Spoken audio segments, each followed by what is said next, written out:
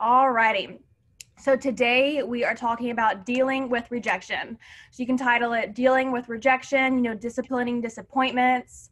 And so you go ahead and write that down. And then I want you to write down mindset. So when we're talking to people, we want to remember that we don't need them, they need us. And that is very, very important to have in your head when you're talking to people, is we do not need them, they need us. So we're not talking to them just so that we can try to get a yes, or we get that no. Like, it doesn't matter what the outcome is, because we don't need them. There's so many more people out there, but they need what we have, whether it's health or whether it's finances. We can offer one of the two.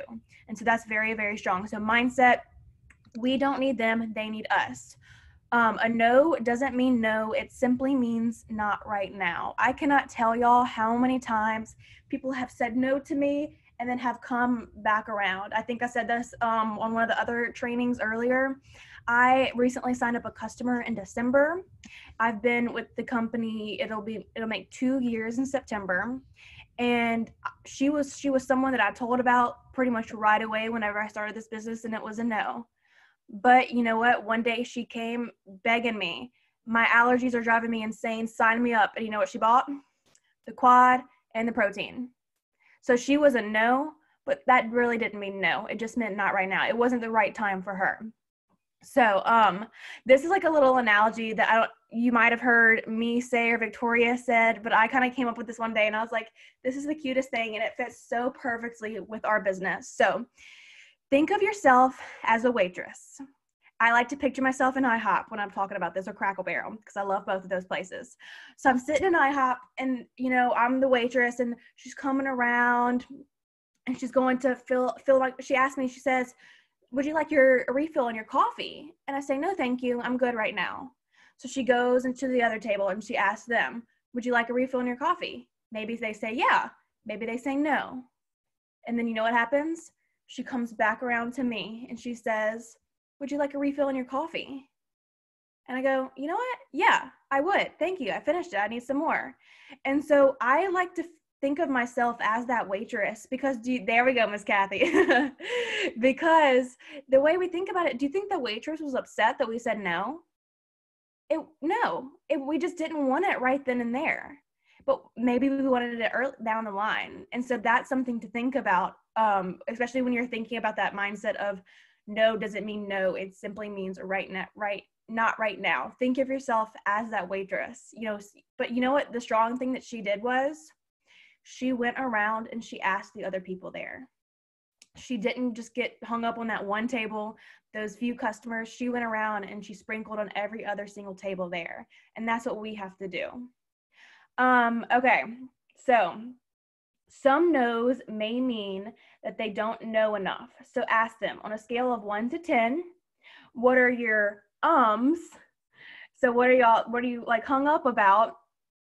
And then you can ask, what can make you a 10? And that's a good way to handle final objections. And so you can ask them on a scale of 1 to 10, like what is your hold-ups? What are you thinking? And they'll kind of answer that. And I'm like, okay, so what can get you to a 10? What do you think can get you on that next level to where you're like, okay? And then you can understand what their objections are, and then we can know how to handle it from there. And remember, you have your upline support to help you with that. So if they tell you that, then go to your upline and ask them, how do I handle this situation? This is their objection. How do I handle it?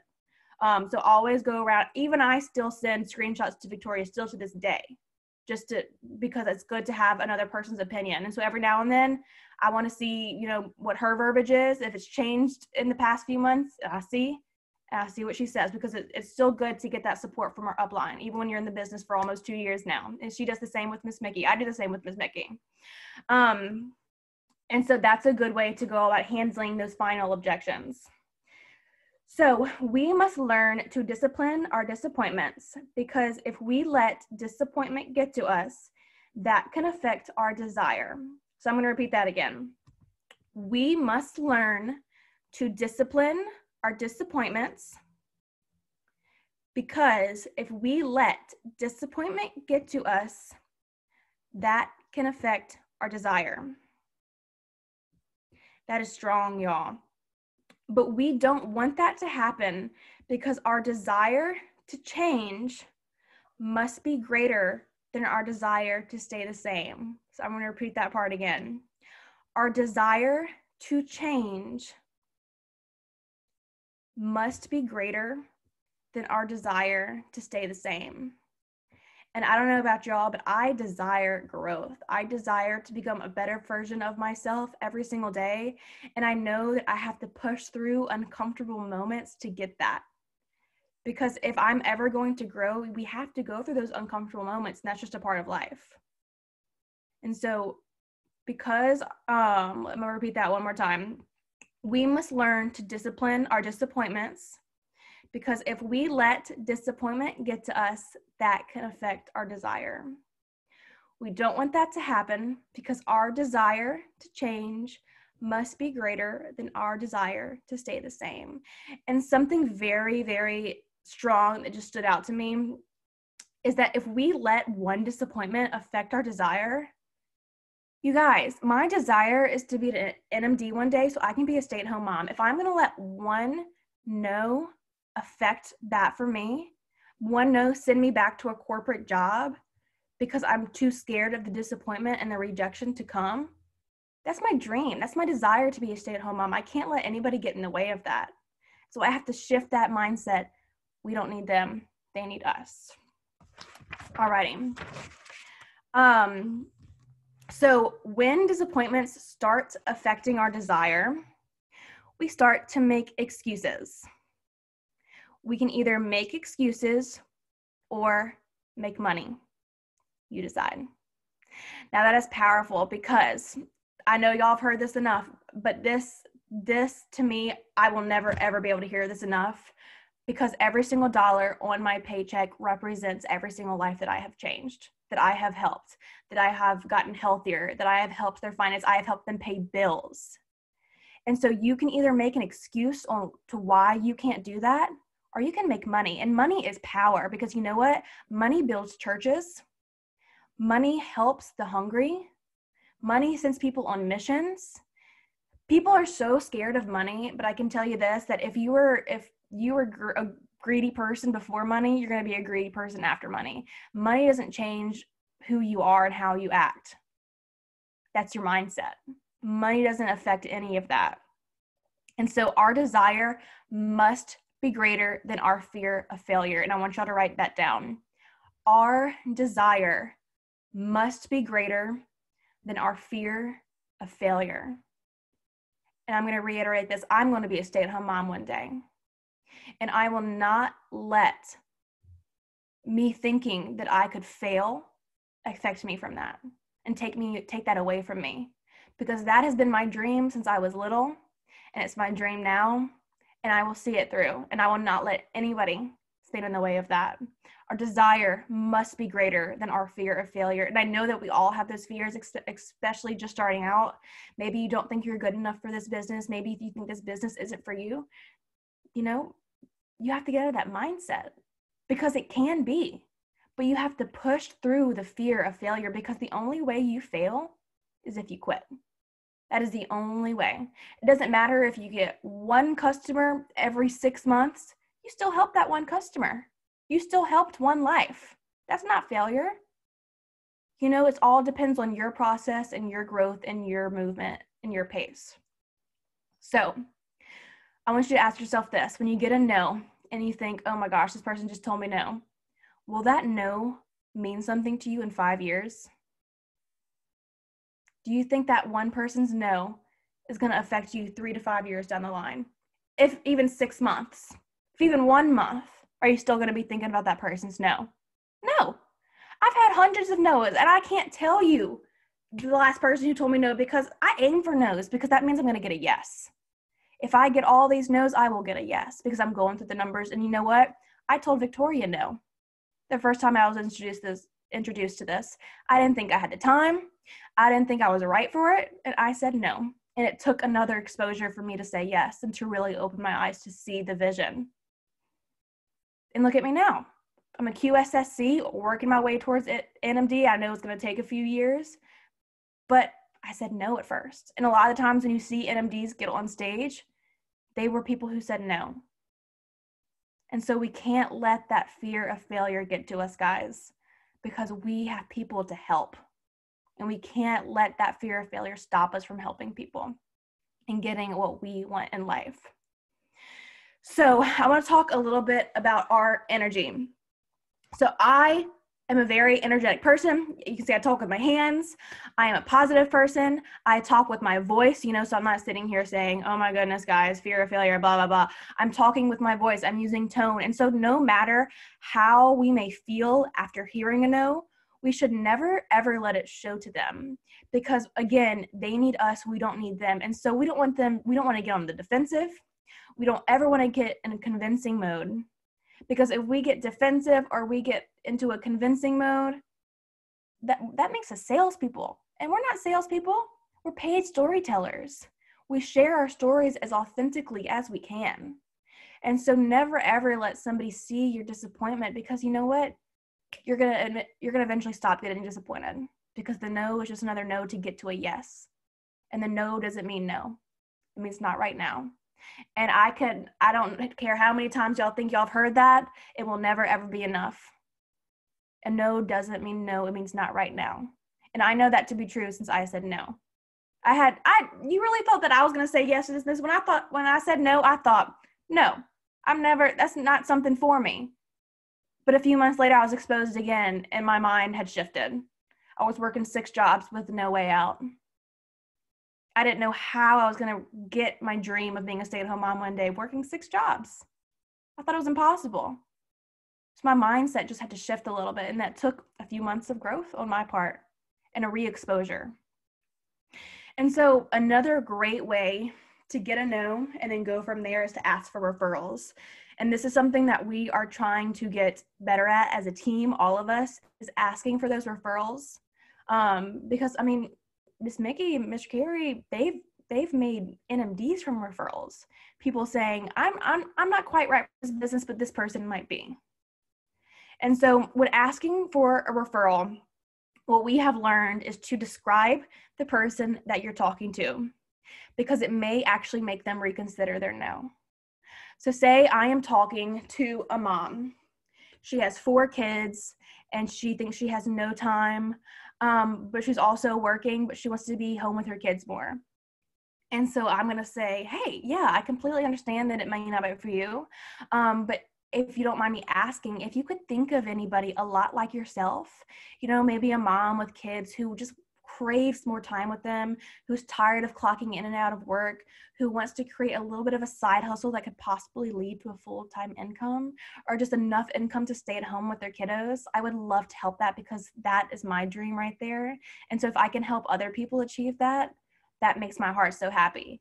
And then maybe she's thinking, maybe I should reconsider my no. And it may be that it's not initially right then and there, but down the line, she may think, maybe I should reconsider that, because she may feel stuck like I did.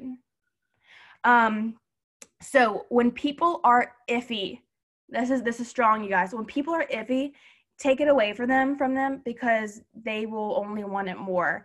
And we touched a little bit about this in one of our trainings with that woman. I can't think of her name, but what's her name? I can't remember. But you take it away from them. So if they think that, they're not too sure, they're giving you a bunch of ifs, then you can say, okay, no problem. I can scratch you off my list, and I'll move on from there. If you can think of anybody, but then when they hear that you scratched them off their list, they're like, oh wait, hold up. I want to make the decision for myself, and then they'll probably reconsider. And then, okay, so I have some verbiage written down. So something to say is, okay, well, this business might not be for you. And then they're thinking, well, maybe it is. You don't know that. And so they're gonna reconsider that, and they're gonna, give you a final answer if you take it away from them, because it only makes them want it more. And then if someone ever says no, I do not leave the conversation with just that no. That is something that I've done from the beginning of my business, and it has been so effective. I always ask, okay, do you mind me asking why? And so when you first start off in this business, you can say, okay, no problem.